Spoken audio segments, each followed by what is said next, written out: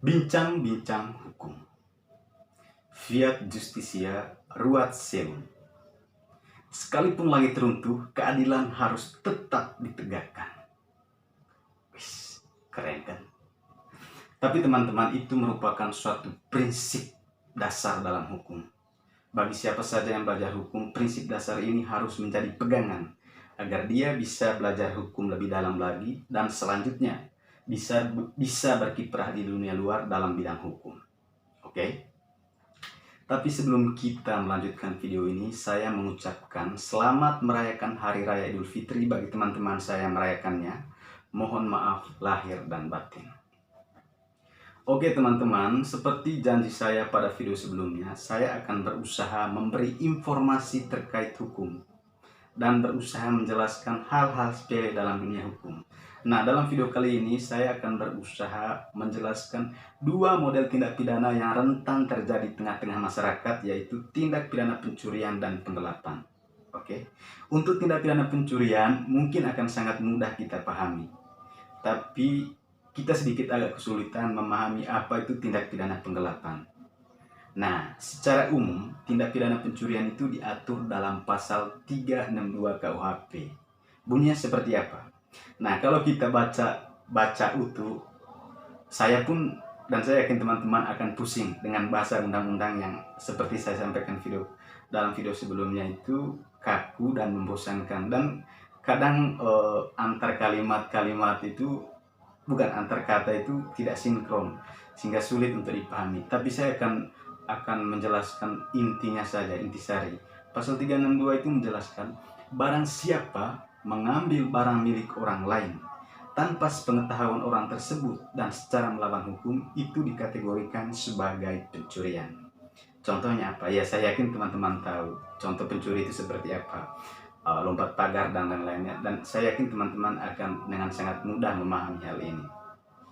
Tapi kita sedikit agak kesulitan memahami apa itu tindak pidana penggelapan. Kebanyakan orang sering saja menyamakan bahwa penggelapan itu sama dengan pencurian, padahal tidak. Nah, penggelapan itu teman-teman, itu diatur dalam pasal 372 KUHP. Nah, seperti pencurian, kalau kita baca secara keseluruhan isi undang-undangnya, ya agak membingungkan. Tapi saya juga akan menjelaskan intisarinya. Ya, penggelapan itu apa? Penggelapan yaitu ada seseorang yang menguasai barang milik orang lain tetapi tidak dengan kejahatan. Oke? Nah, unsurnya apa? Ada orang lain. Orang lain itu dalam bahasa undang-undang itu dibahasakan barang siapa. Itu subjek hukumnya, ya, subjek hukum berarti orang. Ada orang menguasai barang milik orang lain tapi tidak dengan kejahatan. Artinya apa teman-teman? Artinya begini, dia menguasai barang ini tapi tidak dengan kejahatan, dengan peristiwa biasa. Contohnya begini, saya punya ponsel ini dipinjamkan oleh teman saya. Oke? Dipinjamkan oleh teman saya dengan perjanjian seminggu setelahnya dia akan mengembalikan ponsel tersebut. Nah, kebetulan kan misalnya saya punya dua ponsel tuh. Nah, dia meminjamkannya dengan perjanjian seminggu setelahnya dia akan mengembalikan ponsel itu kepada saya. Oke? Nah, tapi setelah seminggu kemudian dia tak kunjung mengembalikan ponsel itu kepada saya. Otomatis saya tanya dong.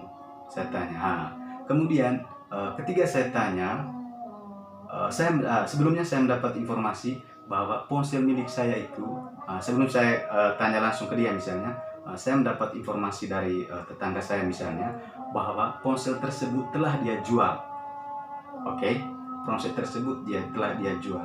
Dan begitu saya tanya langsung pada yang bersangkutan, memang benar bahwa dia telah menjual ponsel milik saya tersebut kepada orang lain dan keuntungannya dia nikmati sendiri. Oke? Nah, inilah yang termasuk tindak pidana penggelapan. Sekalipun keuntungannya dia kasih saya, tapi dia telah menyalahgunakan apa yang saya miliki dari yang sebelumnya dia pinjam. Oke, dia pinjam, kemudian dia alih fungsikan, dia jual kepada orang lain. Oke? Nah, itulah tindak pidana penggelapan. Jadi, tindak pidana penggelapan itu tidak sama dengan tindak pidana pencurian. Tindak pidana penggelapan itu lain dan tindak pidana pencurian itu lain. Jadi ini perlu dipahami, ini harus dipahami saya kira oleh teman-teman, terutama oleh masyarakat luas, karena dua tindak pidana ini kan rentan terjadi di tengah-tengah masyarakat. Nah teman-teman, itu saja untuk video kali ini. Nanti saya juga akan menjelaskan hal-hal lain yang terkait dengan tindak pidana pencurian dan penggelapan ini ya. Dan ingat, seperti yang saya sampaikan tadi, ini hanya secara umum saja supaya kita punya pemahaman yang sama ya. Sekalipun ada tafsiran-tafsiran lain, tapi intinya seperti itu, bahwa secara umum tindak pidana pencurian seperti yang saya jelaskan tadi, demikian pun tindak pidana penggelapan. Sekalipun nanti ada perkembangan ya, ada perkembangan, misalnya apa itu tindak pidana pencurian dalam kaitannya dengan bisnis berbasis online, kemudian juga tindak pidana penggelapan dalam kaitan dengan bisnis berbasis online. Jadi teman-teman, untuk video kali ini sekian saja, nantikan video-video kali berikut. Sekian dan terima kasih.